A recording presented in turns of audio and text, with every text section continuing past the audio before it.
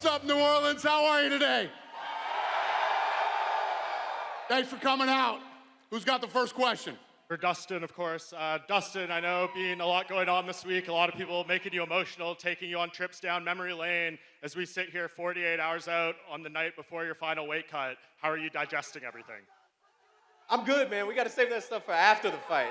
I got to be tough guy right now, man. You guys are making me cry, sending me notes from people I have a lot of respect for, but it's been incredible, man. The love, the appreciation. I feel seen. I feel appreciated. I love Louisiana. Thank you to the UFC for coming back here. I haven't fought here in over 10 years. Thank you to the fans. Thank you, Max, for showing up to do what we're going to do tomorrow, Saturday night, because I know it's going to be a banger. I love you all. And for both you and Max, Dustin, you guys have both told me in the lead up to this fight that you're planning on fighting like knuckleheads in there. You want to bleed. So what is the fight going to look like? Is strategy go out the window right as we go, or how do you end up in that knucklehead type of war? Bro, I try not to. I just have a natural ability to get myself in those kind of fights every time. I'm not trying to jab and circle and win rounds. I'm trying to scrap and finish these guys. And Max isn't afraid of the fire. We've shown that before. We watched his career. We watched him become champion. We watched him put down the legends of the sport. So you have two guys like that, it's going to be a head-on collision. You know, we're going to be crash test dummies in there, baby. Max, your feelings? I know, I saw on the Countdown show your coach said you have lead in your hands now fighting at lightweight. What kind of war are you expecting on Saturday? It's going to be a fun one, man. It's going to be a fun one. It's his last dance. We're expecting. There are the boos. There are the boos. Bring on more of the boos, please. Give this man his respect. That's what I like to hear. It's going to be a fun one come Saturday night. And for both of you guys as well, it's been a bit of a tradition now with someone wrapping the belt around the BMF winner. It was Masvidal, Mark Coleman. Who would each of you like to wrap that belt around your waist if you get the victory on Saturday night? Yeah, let Weezy do it. Max, would you want that as well? I'm not going to disagree with that. And just lastly for you, Dustin, I know you use your platform a lot for your Good Fight Foundation, everything for your last fight here. What are you doing to kind of give back to close out your MMA career? Yeah, I'm going to auction off everything I wear Saturday night, again, for our next goal. But currently, right now, we just got finished. It's grown to where I don't even have to be there right now. I have such a strong team and community of friends, family. My brother, my business partners, everybody on the board. Alan Jobin, his wife and son all came sweating that warehouse and helped when I was finishing camp. So over 1,200 backpacks with school supplies got filled. And August 5th, we're doing the pickup in Lafayette, Louisiana. So as soon as this fight ends, I get a little downtime and we right back to fighting the good fight. And just lastly for Patricio Pitbull. Patricio, there has been champions from other organizations like Eddie Alvarez, Anthony Pettis, who lost their first fight in the UFC, then went on to become champions. Do you look at those guys as motivating factors and show that even though you had a setback in your debut, you could still be a champion here?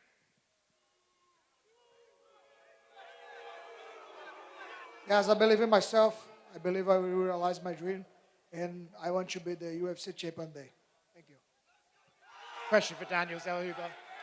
Daniel, Michael Johnson loves getting into brawls and getting into firefights. Do you have to steer clear of that, or are you willing to meet him in the middle and trade off?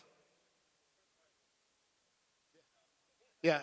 Are you willing to brawl with Michael Johnson? Oh, could you repeat the question? Sorry, brother. Are you willing to brawl with Michael Johnson, or are you going to try and keep this fight more technical? Oh, no. I'm here to knock him out in one round, bro. Ah, you lying ass motherfucker. That's the whole game plan, bro. So, I'm ready for 3 rounds, 10 rounds, whatever rounds it is. I'm the younger fighter, and I'm ready. I'm ready for the fight. Michael, yesterday at Media Day, you said that he had some scumbag tactics to get this fight, and that he's been a little cocky leading up to it. How excited are you to show that experience can still beat youth? Yeah, I'm out here looking forward to show this little young buck some lessons in here. He's young, but he's a little too cocky, and he's running his mouth too much. So, But this is the funny thing, because he have been here for almost 30 fights. He get himself fights. Who are you? Shit. How many fights you got? That's the point, brother. Why you got 3-4 fights in the UFC. Relax. Bro, I'm talking shit, and you are sitting in your corner, so it works. So shut the fuck up and just show up to I don't even understand what you said. Like, repeat yourself? I think you're just trying to talk yourself into a fight. Like, you're probably a fan of mine. You grew up watching me fight. Actually, I grew up watching him. I know, that's your obsession with me. I think it's a little, but it's okay. You're fine. Question for Kevin Holland. Kevin, this fight was obviously booked before.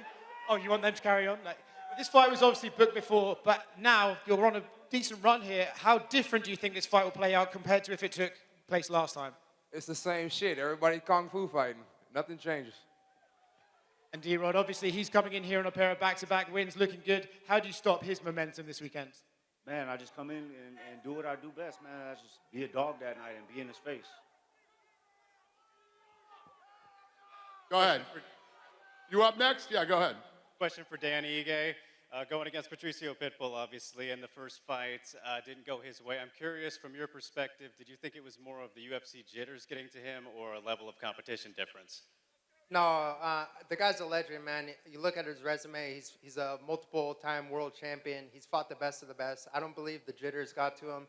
I think it's just a tough matchup, stylistically. Yair's one of the best to ever do it, and I get to go in there and test myself against him, and I'm going to look to put this man's lights out. And question for Paulo Costa, taking on Romy Kopylov. You're known for your knockout ability. He's never been knocked out. Are you strictly going in there to bang with him, or you might surprise him with some grappling? I definitely go to knock out him out Saturday. Because look at this energy.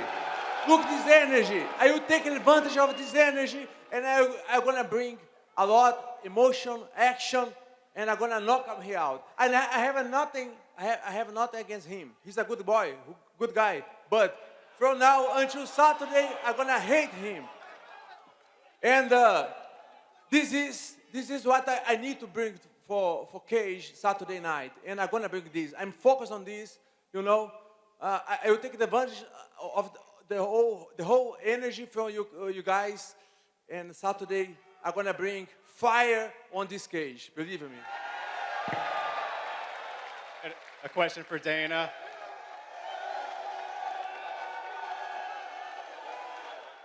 Question for Dana. Go ahead. Got to put you on the spot a little bit. You know, we're here for the Diamond, Dustin Poirier. Do you have a favorite moment throughout Dustin's career? Well, I've been talking about this all week. I mean, if you look at his last 11 fights, he's fought all killers. Like 7 of them were all held titles. And, you know, Dustin's been very important to this company. And that's why. I mean, he wanted to do this fight here. We made sure it happened. And a couple things I want to say. I want to thank the governor, who's been incredible to us. Really has been incredible to us in setting up this fight. And Caesar's Palace, New Orleans, too. Thank you, guys. We appreciate everything that you've done for us. And yes, we love Dustin. Who's got the next question? Question for the Diamond. Dustin, the fans here love you, not just because you're a great fighter, but because you're a great person. You've had so many memories in Louisiana. What's your best memory with the fans here at home? Man, I remember 2008. I fought right here across the street in the Superdome. Rich Clementi's from around this area. I don't know if a lot of you know Rich, but he's a pioneer of mixed martial arts. He was in the UFC forever. He's a Louisiana legend in mixed martial arts, and he put on a show with a car company. They did a car show and set up a cage in the middle of the Superdome. I don't know if it's ever been done before or after, but in 2008, I was one of the first people to fight in the Superdome in mixed martial arts, so I'm proud of that, man. That's a good memory in Louisiana. And question for Dan Ige. Dan, at UFC 308, you and Max Holloway had a tough night. How important is it to get revenge for Hawaii on Saturday night? We get to right our wrongs, you know, not, all that stuff's in the past. You know, we're here now, we're prepared, we're going to put on a great show for all you guys. And question for Patricio Pitbull. Real MMA fans know how exciting of a fighter you are. For the people who saw you had a tough night in April, how important is it for you to show us who you really are and why the MMA community loves you? Always bring a violent fight, and I am going to put fire in this cage.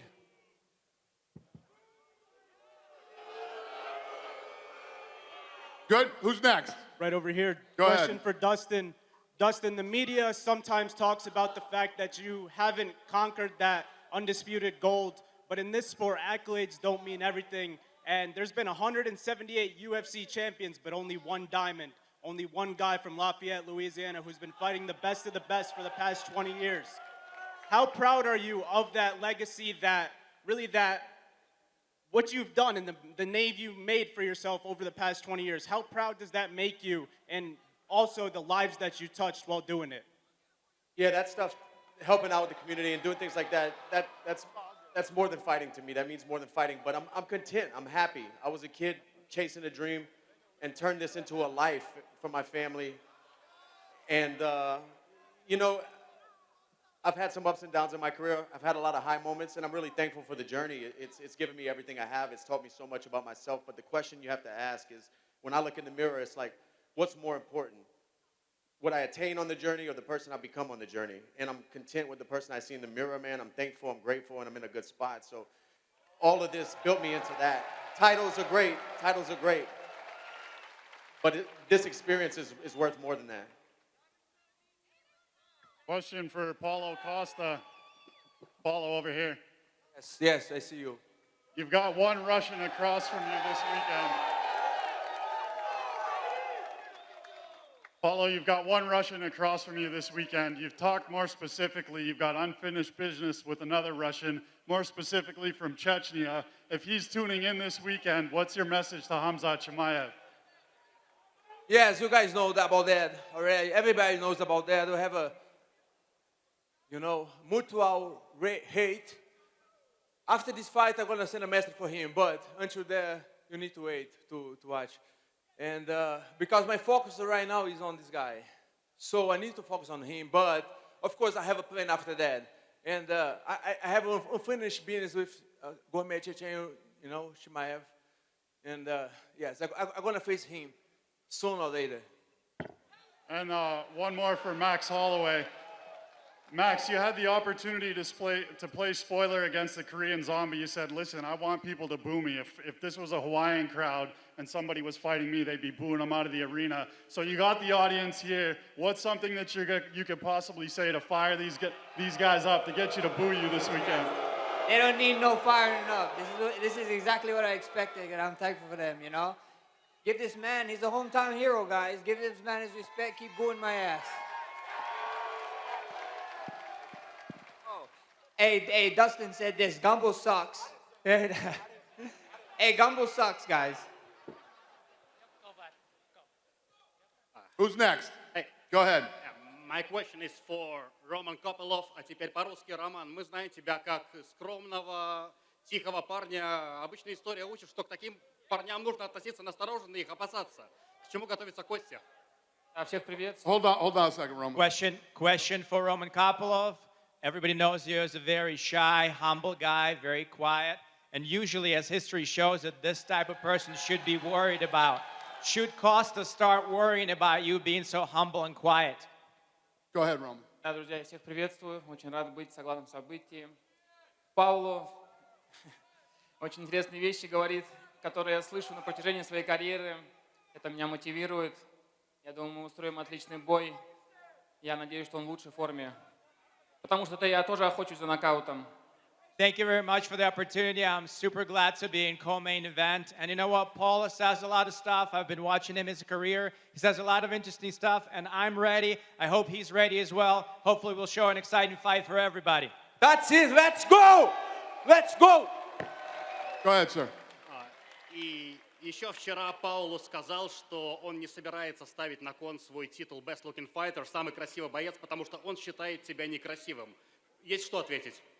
Also, yesterday, Paulo said that there's a virtual title that he holds, which is the most beautiful fighter in the UFC, but he ain't putting it on the line because he doesn't think you're that beautiful. What do you say about that?